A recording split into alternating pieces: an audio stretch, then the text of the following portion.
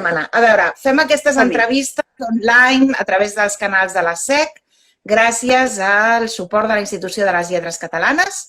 Són unes rondes d'entrevistes que fem als escriptors en català i estem molt contents de donar-te la benvinguda, Anna Manso, perquè ets una escriptora que ens permetrà de parlar de moltíssimes coses. Ets una escriptora que sobretot ets coneguda per la teva feina amb infantil i juvenil, sobretot coneguda també per la teva feina de guionista, i ara t'has estrenat amb novel·la per adults, amb Un cor de neu que publiques a la Magrana. I la primera pregunta és evident. Com t'hi has sentit escrivint per adults? Doncs m'hi he sentit molt bé, la veritat. Era un misteri. Això ho vaig parlar en algun moment amb l'Eduard Márquez. Ja fa temps, perquè ell va fer també aquest pas de novel·la infantil a novel·la per adults, de novel·la per adults a novel·la infantil. I quan tu fas el canvi és qui ets tu, quina és la teva veu. La teva veu ha de ser la mateixa, les històries són diferents i el to ha de ser diferent. L'exigència no, l'exigència ha de ser la mateixa. I la veritat és que m'hi vaig trobar molt còmode, va ser una grata sorpresa perquè va fluir tot molt ràpid i senzillament la clau va ser trobar la història. Però sí, va ser adaptar-te al registre i ja està. Dir, d'acord, és aquest el meu estil, que és el mateix però diferent, som-hi. I m'hi vaig llançar.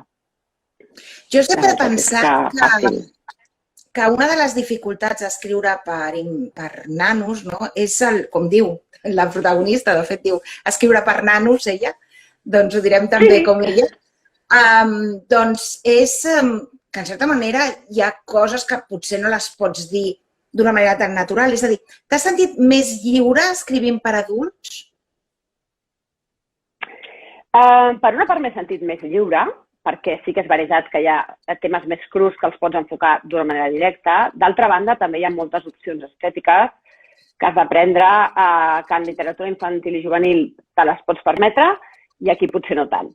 Jo sé que hi ha un lloc que parla i que hi ha molta gent que pot pensar que ho he traslladat directament dels contes infantils i no és així. Tampoc no desvetllarem el què. I això, precisament, era una dificultat. Jo no volia que fos una fantasia, no volia que fos això, com una cosa, un somni oníric, una llicència poètica. No, jo l'he tractat com un personatge real. I aquí ha estat, per mi, aquest punt de a veure com m'ho faig. És una novel·la en què la protagonista pesa molt, és una dona de 65 anys, una edat poc habitual en les protagonistes, i és una dona que viu sola, totalment independent, una escriptora del gènere infantil i juvenil, i que li agrada molt el sexe. Jo he pensat, aquí l'Anna ha aprofitat totes les escenes de sexe que no he pogut posar mai perquè escrivia per nanos, vinga, som-hi! Mira, el tema del sexe, és veritat que amb novel·les infantils i juvenils, especialment amb les juvenils, és un tema pendent que tenim aquí.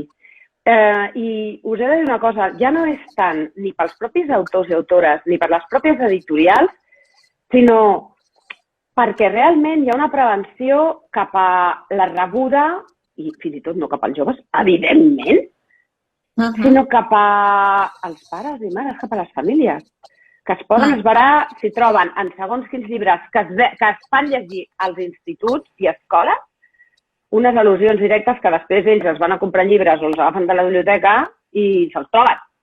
I llavors aquí tenim una mena d'autocensura que en són conscients perquè els equips comercials que van a vendre els nostres llibres després es troben que les escoles i instituts els diuen ostres, segons quins temes és que potser se'ns tirarà enrere. Per tant, aquí sí. I tu ho has dit, no hi ha gaires dones i no et trobes que ja tocava, començar a tenir referents amb normalitats de dones de 65 anys i a més que visquin la sexualitat de manera desacomplexada. Jo vaig parlar amb l'Eva Moreno, que tu i jo la coneixem, Vaig dir, Eva, no m'he flipat, oi? Eva Moreno és sexòloga, per qui no la conegui. És sexòloga, perdó, sí, posem-la en context. L'Eva Moreno, sexòloga, amb un gran sentit comú, molt fonamentada, amb molta recerca, i ella m'ha dit que no, evidentment, que tot el tema aquest té molt de pressió cultural per les pròpies dones que moltes es retiren com dient ja ens toca i potser no tocaria, i després que no, que podem viure la sexualitat a partir de determinada edat. Jo soc més jove, en tinc 53, però tampoc no soc jove. I escolta, endavant les atxes. Sí, fins i tot comentes que a tothom li deia que quan tingués la menopausa ja no li interessaria gens el tema, no? Però que ella ha descobert que sí. Això és un tema molt pesat, És com la venuda de l'apocalipsis zombi. No, no. A veure, la menopausa no totes les dones la viuen de la mateixa manera, però no hi ha la menopausa com aquell horror que ens ha de venir a sobre, no? I ens ha d'anorrear la nostra vida, la nostra libido. Per tant, no. He fet una petita venjança, he fet unes projeccions cap al futur, a veure si això va així, A veure si... Bueno, i fins i tot has fet que a veure, expliquem una mica com és la Sara. La Sara és una dona que viu al Berguedà, em sembla que és la comarca, no? En un poble petit, s'imagina, en una casa aïllada, d'aquestes antigues, de pedra, amb estufa de pèl·lets, i és una dona que viu absolutament independent, té un amant que la va veure de tant en tant, passen coses amb ell que tampoc explicarem, i també té un gat i té un altre animal, que és... Bueno, ja ho has dit tu, és un llop que parla, tu ho has dit. Clar, és un llop, ella se'l troba, ella se'l troba. I que li fa molta companyia i que és un altre personatge, és el secundari principal de la novel·la, també. Exacte. I també hi ha un fil retrobat, hi ha altres peces, però la Sara té molt de pes i és un personatge atractiu en el sentit que és, a mi és el que m'ha sobtat, que és una dona que, en certa manera, ha fet molta feina de reconstrucció, que és una de les coses de la novel·la, no? De saber cosir les ferides, de saber conviure amb les ferides. Com ho veus? Volies parlar d'això, d'aquesta Sara campeona? Mira, jo faig una lectura d'aparentment... O sigui, sí que ha fet una feina de reconstrucció perquè li va passar una cosa molt horrenda, molt horrorosa a la seva vida i ha hagut de prendre decisions, va decidir allunyar-se, va decidir tancar-se, va decidir, aprofitant una jubilació, escriure, perquè tu i jo sabem que si no és així és difícil viure només d'escriure, per tant ella aprofita com un acomiadament o una prejubilació i s'hi agafa. Però en realitat la reconstrucció real no l'ha fet. Li queda pendent, que és la reconstrucció emocional. L'ha fet externa, va dir, molt bé, d'acord, perfecte, pam, pim, un amant, no necessito enamorar-me, tal, però en realitat la feina de debò, la d'entrar dins de la cova, veure què m'ha passat i afrontar-ho i posar-hi remei, fins que no apareix aquest llop que es diu Impossible, que no sabem mai si és un nom que el llop accepta o no, si li ha dit o no, doncs la Sara no s'hi posa. I va d'això, va de la possibilitat de cosir, la possibilitat de veure si es poden refer ponts i si es posa en contacte, tampoc no desmatllarem cap cosa que no hagi explicat, amb aquest fill, que fa 20 anys que no s'hi parla, i, ostres, a veure què coi passa. I tampoc hi ha cap problema, Anna, perquè puguem parlar del fet que els ha separat, que també jo penso que tampoc no passa res, afrontar-ho. Home, sí, però el suspens... Jo crec que està molt ben... Jo crec que aquí sí que es nota la feina de guionista i està ben trebat el suspens en el llibre. Perdona, les preguntes que va generant. Primer anem generant què li passarà quan es retroba amb el fill, com es trobaran, com s'entendran, i després hi ha aquest gran misteri latent, com a la meitat del llibre, de què els hi ha passat, no? I jo crec que no ho hauríem de revelar perquè potser xafem la guitarra al director. No, però jo ho he desvetllat en molts moments i jo, si tu et sembla, jo ho desvetllaré, entre d'altres coses, perquè també penso que pot haver-hi molta gent que s'hi apropi precisament per això. I tot i que hi ha aquest misteri, en el fons, el que jo volia és que la Sara us seduís primer, abans d'afrontar el que li ha passat. Però el que em va portar també a escriure la novel·la va ser conèixer un cas d'abusos intrafamiliars. Jo diria que ho deixem així perquè aquest és el tema que els ha separat. Els detalls, el què, el com va reaccionar, diríem que la Sara no va estar a l'altura. Ja està. I en el fons és aquest el tema. Jo em vaig assessorar amb la Vicky Bernadet, amb la Fundació Vicky Bernadet, però alhora podria ser qualsevol altra desgràcia familiar que desuneix. Perquè a les famílies hi passen coses molt bèsties, com les que jo explico i moltíssimes d'altres. I en canvi no s'afronta directament, no? Quan hi ha un tema tan bèstia i això ho dificulta, no? I bé, a mi m'agrada aixecar les catifes. A mi m'agrada aixecar les catifes i parlar-ne una mica directament, no? Perquè penso que la literatura, evidentment, no té la funció de farmaciola, de sanar, i alhora sí que ho fa. És perquè ens ajuda a entendre més bé la realitat, no? De fet, ens expliquem la vida a través de històries que no són veritat. I ens ajuda a digerir-ho i entendre-ho i endreçar-ho. Crec que és una de les funcions de l'art, no? Explicar-nos a nosaltres mateixos aquesta realitat que de vegades és tan complexa que no la podem assumir. I tant, i tant. Recordem als nostres espectadors que poden fer preguntes i que jo intentaré transmetre-les a l'Anna, sense atabalar-me de veure-les, de llegir-les i de tal. I recordem també que estem parlant amb l'Anna Manso, que són unes converses que fem gràcies a la Institució de les Lletres Catalanes i que es poden veure, les tindreu penjades en els canals de la SEC, que és l'Associació d'Escriptors que aplega escriptors en català i en castellà de Catalunya. I que fa poc ha acollit els escriptors associats a Escrivim, que és una associació que l'Anna Manso n'és una de les fundadores, no, Anna?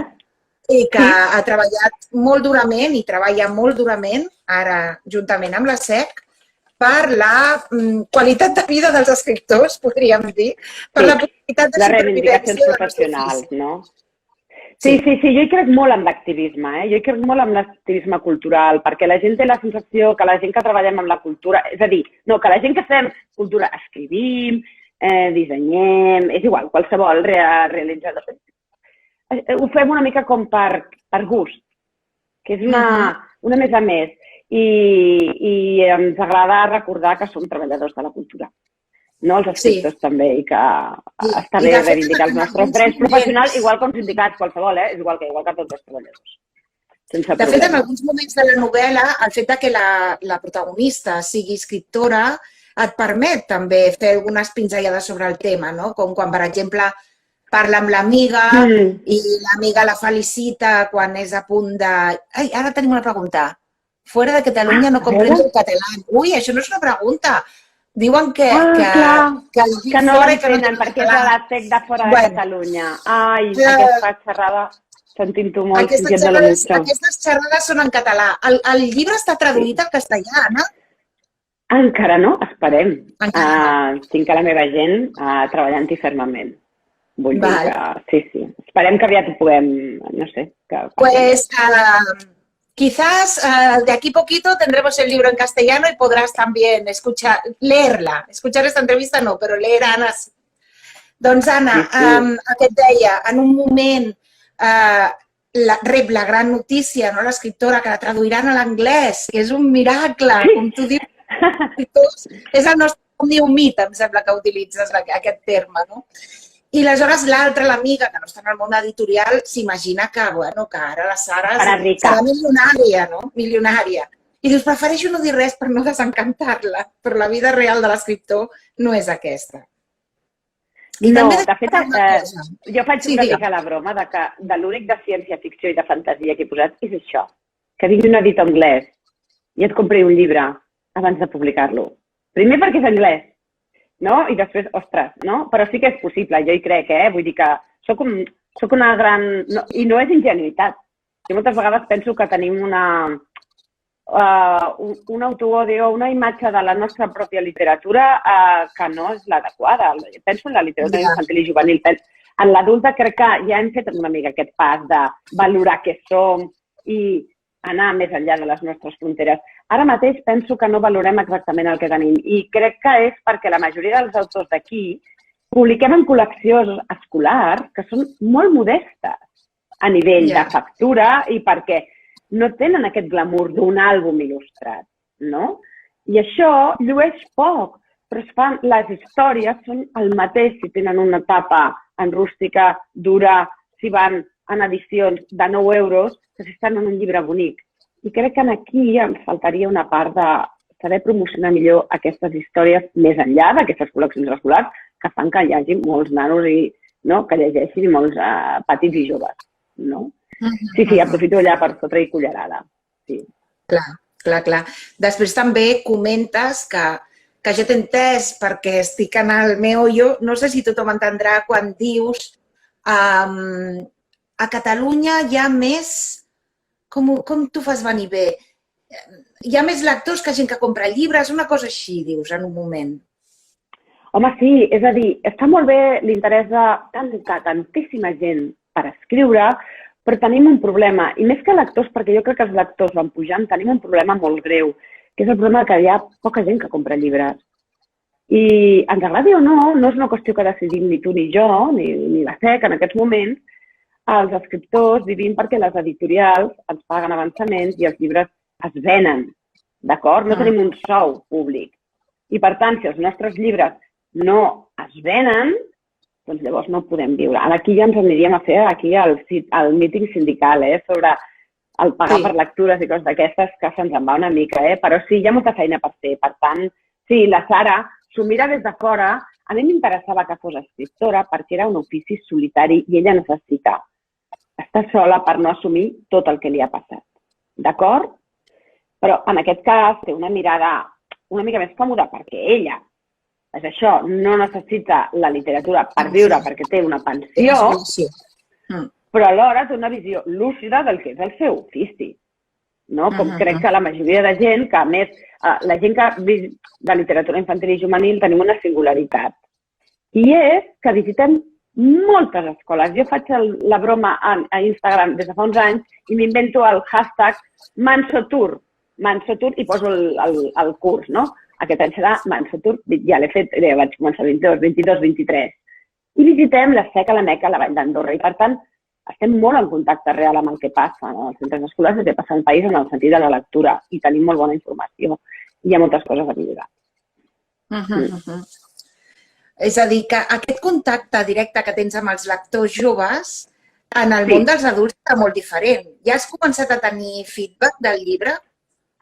Mira, m'està passant una cosa molt bonica i que és que m'estan començant a proposar molts clubs de lectura. Proposar clubs de lectura vol dir que hi ha que està començant a crear-se clubs de lectura, és a dir, que hi ha clubs de lectura que trien ja el meu llibre per fer debat posterior. Que penso que és un encert perquè és un llibre que tu que ja l'has llegit estaràs d'acord que té molta substància i molt tema per debatre. A mi m'agrada que no hi hagin veritats radicals en els meus llibres. Jo no dono respostes, jo dono situacions i les acabo d'una determinada manera que pot agradar-te o no i que en algun moment pot ser una mica polèmica. La mateixa Sara, soc conscient que és un personatge alhora seductor i alhora difícil. L'altre dia, en un club de lectura de Rubí, hi havia el debat, ens cau bé, no ens cau bé, ens sembla bé, no ens sembla bé. Evidentment, els escriptors no estem d'acord amb el que fan els nostres personatges, sinó totes les novel·les negres no podrien existir si tinguéssim aquest criteri, m'entens? Però a mi m'interessa això, que se'n pugui parlar i que tu puguis posar la pell d'una persona o d'una família o del Josep, que és el fill, que és el damnificat, és el supervivent de tota aquesta situació, no? Com parlen totes les persones que han patit un abús sexual, del nivell que sigui, no? Que són supervivents, no? I això és un tema poc parlat quan es tracta d'abusos dins de famílies. Ens agrada pensar que passa fora. I això dona per molt. I per això m'està passant. Després també passa una cosa molt curiosa, que alhora està molt bé i alhora és una mica trista, que és que els periodistes et fan una mica més de cas. Perquè a l'infantil i juvenil és com si no existissis. Jo tampoc em puc queixar, Vull dir, l'any passat vaig celebrar els 50 llibres del curs passat, que jo funciono en cursos escolars. I vaig rebre bon feedback de mitjans de comunicació. Però però va ser l'excepció, no? Vull dir, va ser l'excepció en aquest Sí, cas, i probablement també hi ajuda que tens una columna, que ets una persona pública. Clar, això també hi ha ajudat. I que m'arremango, jo m'arremango i moc pedres i moc tot el que faci falta, no? Que m'agrada també comunicar. Sí, el fet d'haver tingut durant 11 anys la columna de la pitjor mare del món hi ha ajudat. Ara tinc una columna mensual que es diu Visca la vida, que parlo de la vida, celebro la vida de les dones a partir dels 45. Per tant, té una certa connexió. Va ser a partir de la lectura d'un llibre de la Kelly Moran. Els diumenges, l'últim diumenge de mes, doncs publico una columna a partir d'aquest tema i es diu Visca la vida, que també és com un lema meu, que va sortir de manera espontània i me l'he quedat, no? De hashtag i de lema i tal. Sí, clar, hi ajuda, però no hauria de ser. Per tant, bon feedback, també m'està passant que se'm posa en contacte gent que no conec, que s'ha llegit el llibre i els ha trasbalsat d'una manera positiva, en el sentit de dir, ostres, m'ha sacsejat, m'ha fet pensar, encara el duc a dins.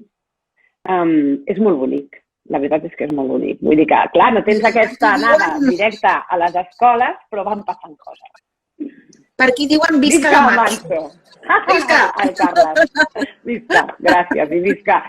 I visca la gent que mou les lectures i els clubs de lectura, que el Carles n'és un. Sí. Molt bé. I parlant d'oficis més a l'ombra, encara, oficis de l'escriptura, és el de fer guions. Que suposo que és amb aquest que t'has guanyat les garrofes, ara que parlàvem de què mal llibres, poqueta cosa. I tant, i tant. Creus que t'ha ajudat amb això que jo comentava de l'estructura, d'anar dosificant bé la informació, d'una manera inconscient, suposo? Mira, clar, quan va sortir el llibre sobre estructures narratives de l'Albert Sánchez Pinyol, evidentment, el vaig llegir, vaig pensar que era un bon resumet, un bon resum, però que, clar, estava explicant coses que surten a tots els manuals de guió de tota la vida que ens han llegit tots els escriptors. Sí, una mica no m'han de descobrir l'estopa d'all. Jo li reconec una gran virtut. Quan ens parla de les històries de mèdium, no? Com era allò, no? Les històries que van de tu cap enfora o que la història va d'enfora cap a tu. Això ho trobo brillant. I també està molt bé fer un petit repàs d'introducció. Però això ho tenim incorporat, crec, totes les persones, no només els guionistes, sinó jo també em nego a pensar que és una característica de guionista treballar l'estructura. L'estructura és inherent a l'escriptura d'una novel·la, o d'un conte, o d'un relat, o el fet de la tensió dramàtica, els punts de gir o aquestes coses, no? Que s'han de tenir en compte o no, o les has d'estudiar, les has d'integrar, com faig jo, que soc gens teòrica. De fet, quan vaig llegir vaig pensar, mira, veus, ho he complert tot. I ho tenia dins incorporat. El que sí que m'ha donat el guió, i me'l va donar des del primer moment, és la disciplina i la capacitat i la certesa que tu t'asseus en aquest ordinador sense saber un minut abans quin article escriuràs i el trauràs, perquè si no, no cobres. I aquest és el més gran aprenentatge, l'ofici i la disciplina de teclejar. D'acord? De tirar-ho endavant i... Perquè, clar, vol força de voluntat. Els llibres els escrivim perquè ens dona la gana, ningú ens obliga. Si no escrivim llibres, el món segueix girant. I això, els guions, evidentment, si no, els fem per vocació, però també si no els entregues no cobres. I, per tant, hi ha un impuls més en aquest sentit, no? Sí. I, per tant, sí. I suposo que sí, que evidentment, però em passa una cosa molt divertida, que és que jo també em diuen que es nota que soc escriptora i al final m'ho agafo com una floreta, perquè al principi jo penso que no m'ho deien com una cosa bona i jo ara m'ho agafo com una virtut. És a dir, m'agrada aquesta imbricació, igual que també se'm nota que he après a parlar en públic, a força de fer-ho, i que com més coses tens, més t'enriqueix la teva experiència a l'hora d'escriure. Sí. I que guanyar anys, que és el que li passa a la Sara, és bo. A mi el que m'encanta és que tinguem un personatge de 65 anys vital, que balli sola per casa, que es faci platins ella sola. A part que aquí la gent del meu Instagram que vulgui tafanejar a l'Instagram amb l'original nom d'Anna Manso, tot junt, podrà veure que em vaig gravar un vídeo ballant com la Sara o un xic to xic d'Alfred Astaire i Ginger Rogers, així jo molt motivada, al Pont de la Puríssima. I també el fet que jo vaig buscar referents, vaig dir, a veure, 65 anys, però quina mena de dona de 65 anys? Llavors vaig dir, quina edat té Chrissy Hynde, l'excantant dels Pretenders, que a mi m'encanta, la trobo una tiparraca. Total. Això, més o menys com la Sara, o l'actriu Christine Scott Thomas, també, d'aquesta quinta. I vaig dir, sí, ho tenim, val? I anem cap aquí. Què serem tu i jo quan en tinguem 65? Doncs això, dies com ara, però amb una mica més d'anys, no? Jo sempre feia la broma que seria una àvia amb els cabells vermells fins que un dia vaig dir, potser que me'ls pinti abans, perquè tampoc l'he esperat. I són això, som la nova generació de dones que ens anem incorporant a la maduresa també. Escolta, i les que ja hi són, vull dir que tenim una idea també molt clitxé de què és una persona de 65 anys.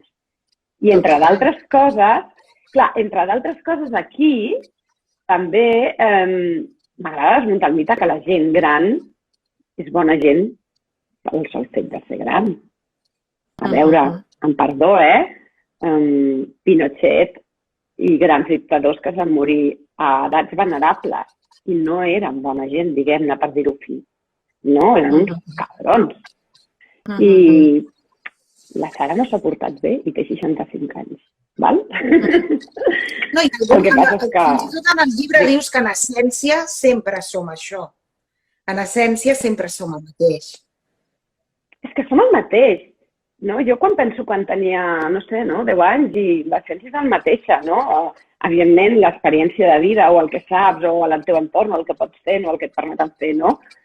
I llavors, de gran et diuen, és que és com si fossis una mica ingenu i dius, no, perdona, senzillament he conservat allò, però jo, escolta, estic aquí pagant autònoms, i calculant quan he de pagar ara perquè pujaran els trams i no sé quantes coses, i soc cap de família, i estic en una associació, però em permeto seguir connectant amb aquella essència que soc de debò, i jo hi crec molt. Hi ha alguna cosa que no canvia, que és permanent, no? Sí. Ens deies que has triat que la Sara fos escriptora perquè així tenia una feina solitària, però clar, fer aquesta opció, evidentment, és el risc de que se t'associï directament amb tu. Sí, evidentment. Tampoc no tinc cap problema perquè la gent ho pensi, perquè després la gent que em coneix sap perfectament que en realitat soc... Mira, veus la Cras Pataclan, la meva amiga Cras, que em coneix, em té... Torpedo Manso! Torpedo Manso. La Cras que em va acompanyar tant en l'escriptura d'aquest llibre, saben que soc precisament tot el contrari. A mi no em dol gens expressar la meva emocionalitat. M'he treballat molt, m'ha costat molt, he entrat a la cova. Crec fermament en el fet de fer teràpia, de la que sigui, i treballar-te, no? I això, soc emocional, abraço, estimo sense cap mena de por, la por a l'amor, no? Perquè penso que també aquí hi ha una part de la novel·la que parlo d'això, no? De la por d'estimar quan t'han fet mal, no? Què els passa al Josep i a la Sara, que tenen una por horrorosa a tornar a fer-se mal, no? I no s'entreguen. En primer lloc, no s'estimen ni ells mateixos, encara que es cuiden i això, viuen en bones cases, tenen bons oficis, mengen bé, vull dir, es mimen sensorialment. Però per dins, en realitat, pensen que no, especialment la Sara, pensa que no es mereix el que té. Ai, veig per aquí també, perdó, és que no puc evitar llegir l'aspecte professional, que diuen, em flipa el llibre, m'ha encantat el llibre. Són coses boniques, d'escriure. Les floretes s'han de llegir. Sí. Molt bé. També sobre això de l'amor, la Daniela, que és la seva agent literària, de fet, que la té molt fitxada, la Sara, en un moment, quan s'acomiaden, li diu, permeta't, per favor, permeta't viure, no només en la ficció, sinó també en la realitat, no? I això també és una cosa molt d'escriptor, a vegades refugiar-te en les històries que crees, en els mons que crees i no ser capaç... I allà estàs salvat, no? Jo, de fet, aquest llibre el vaig escriure aquí, en aquest lloc, amb aquest ordinador i amb un portàtil que tinc, però aquí, durant el confinament, evidentment la primera versió, després vaig treballar-la molt, i em va salvar perquè no era un bon moment per mi, ni professional ni personal. De salut, sí, això sí, com salut de ferro, manso salut de ferro, per sort meva. Però no era un bon moment i m'hi vaig agafar com una taula de salvació que em va permetre desconnectar i alhora també. Però en veritat és fals, perquè tu desconnectes, però en veritat estàs connectant amb tu interiorment i t'estàs parlant amb tu. I la Sara fa això, escriu contes infantils que la permeten desconnectar, de sentir allò que no vol sentir, jo ho explico a la novel·la, fa un gran esforç i ho ha aconseguit de no pensar en allò que no s'ha de pensar, però alhora no deixes de mantenir un diàleg intern. Llavors arriba un llop, ella surt a passejar i li passa, no, perd el coneixement i quan es desperta hi ha aquell llop i aquell llop fa que parli, no? I llavors ha de tenir aquell diàleg que fins a la veritat doncs el té. Però sí, ens salva a nosaltres en un primer moment. Sí. Parlem una mica dels escenaris de la novel·la. Tenim Gràcia, que és un escenari teu, i després tenim aquest poble que per què ens n'hem anat tan lluny? Mira, ens n'hem anat al Berguedà i el poble, tot i que no... O sigui, no he posat el nom perquè tampoc no surten persones reals d'aquell poble, però és Borredà, que és el poble del meu besavi. He vist per aquí que es connectava l'Anna Manso de Borredà. Val? Si encara hi ets, Anna, doncs salutacions. És el poble on va néixer el meu besavi i el meu avi, que va néixer ja a Barcelona, al carrer de la Canuda, va decidir que volia una casa on havia nascut el seu pare i nosaltres encara hi continuem anant. La meva família és de Santa Gràcia, per part de mare som aquí des que es va fundar la vila, som molt repel·lents en aquest sentit, la part Montner i Mer, i per això també he volgut posar els dos mons. I en un moment donat jo vaig visitar la casa de la que abans era l'antiga directora de l'escola, Assumpta Duran, que tenia una casa entre Borredà i Sant Jaume de Frontanyà. I jo li vaig dir, ostres, no, Assumpta, viu aquí, no? I ella estava a la mar de feliç. La vaig visitar només una vegada, i fa molts anys, quan encara no sabia ni que escriuria aquesta novel·la. I se'm va quedar. I quan vaig decidir situar la història, em va semblar que ella havia de fugir. Necessitava que hi hagués un lloc, per tant, a veure, havia de ser un lloc on un bosc i, per tant, una muntanya, i era coherent que ella hagués fugit. Ella és una ermitana que fuig i, per tant, el Berguedà és preciós. Sisplau, aneu, visiteu-lo, gasteu-hi molts diners al Berguedà.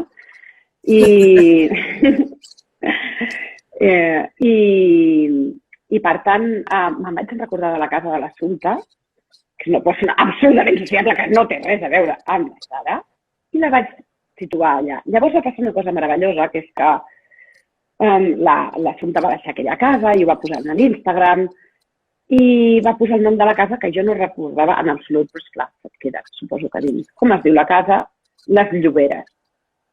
Perquè era un lloc on antigament hi havia hagut llops. Ah, amigo. Però jo no era conscient. No era conscient d'aquesta decisió. No era conscient d'aquesta decisió. Quan, saps?